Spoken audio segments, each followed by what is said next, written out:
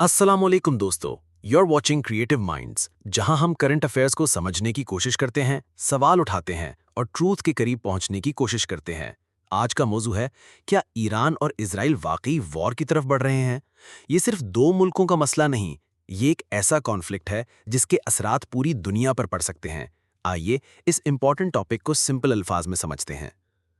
Iran और Israel की दुश्मनी कोई नई बात नहीं। ये कहानी शुरू होती है 1979 के ईरानियन रेवोल्यूशन से, जब ईरान में एक इस्लामिक गवर्नमेंट आई और इजराइल के खिलाफ सख्त पॉलिसी अख्तियार की गई।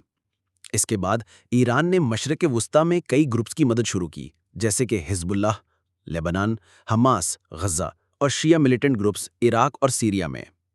इजराइल हमेशा कहता रहा है कि ईरान का न्यूक्लियर प्रोग्राम यानी एटम बनाने वाला सिस्टम उसके लिए खतरा है।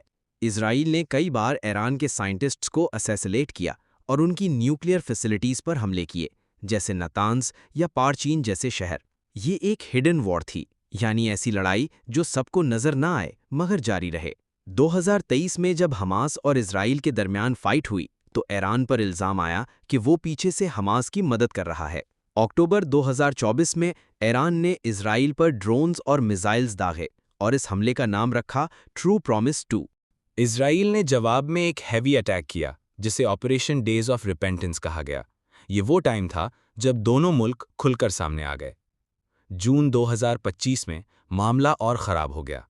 इजराइल ने ऑपरेशन राइजिंग लायन शुरू किया, यानी एक बड़ी मिलिट्री एक्शन। इसमें ईरान की न्यूक्लियर साइट्स, मिलिट्री कैंप्स और साइंटिफिक सेंटर्स को तबाह किया गया। ईरान ने फौरन रिप्लाई दिया और दर्जनों मिसाइल्स और ड्रोन्स इजराइल की तरफ भेजे। ईरान के सिटीज़ जैसे तेहरान, नातांज और बंदर अब्बास में ब्लास्ट्स हुए। इजराइल के तेल अवीव और हाइफा भी खतरे में आ गए। इस्राएली प्राइम मिनिस्टर नेतन्याहू का कहना है कि ये एक डिफेंसिव स्ट्राइक है, यानी पहला हमला ताकि दुश्मन को मौका ना मिले। ये सिर्फ ईरान और इस्राएल का मसला नहीं रहा, पूरा मिडल ईस्ट इससे मुतासिर हो रहा है। लेबनान में हिजबुल्लाह एक्टिव हो गई है, सीरिया में इस्राइल स्ट्राइक्स कर रहा है, यमन के हूती रेबेल्स भी इस्राइल पर ड्रोन अटैक्स कर रहे हैं। वर्ल्ड पावर्स भी इसमें शामिल हो रहे हैं। यूएसए ने अपने वॉरशिप्स और बॉम्बर एयरक्राफ्ट्स मिडल ईस्ट में भेजे हैं।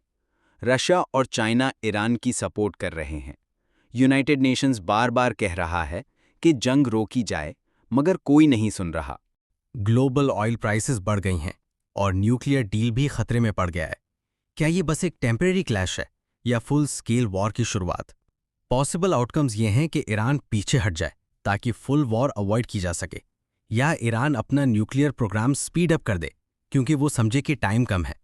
ईरान पहले ही कह चुका है कि अगर प्रेशर बढ़ा तो वो न्यूक्लियर डील छोड़ देगा।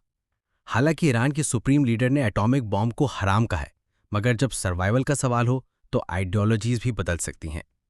एनालिसिस ये है कि इजराइल चाहता है कि ईरान कभी भी न्यूक्लियर पावर ना बने। ईरान चाहता है कि इजराइल को मिडिल ईस्ट में चैलेंज करे।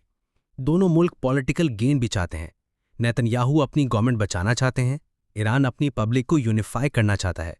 ये एक शैडो वॉर थी जो अब फुल कॉन्फ्लिक्ट बनने के करीब है। तो दोस्तों, ये थी पूरी कहानी ईरान और इजराइल के कॉन्फ्लिक्ट की। ये जंग सिर्फ वेपन्स की नहीं, बल्कि आइडियाज़, इकॉनमी और फ्यूचर की भी जंग है। क्या ये जंग दुनिया को एक नई तबाही की तरफ ले जाएगी या इंसानियत टाइम पर होश पकड़ लेगी? कमेंट्स में अपनी राय ज़रूर दें। अगर वीडियो पसंद आई हो तो लाइक करें, शेयर करें और चैनल को सब्सक्राइब करना ना भूलें।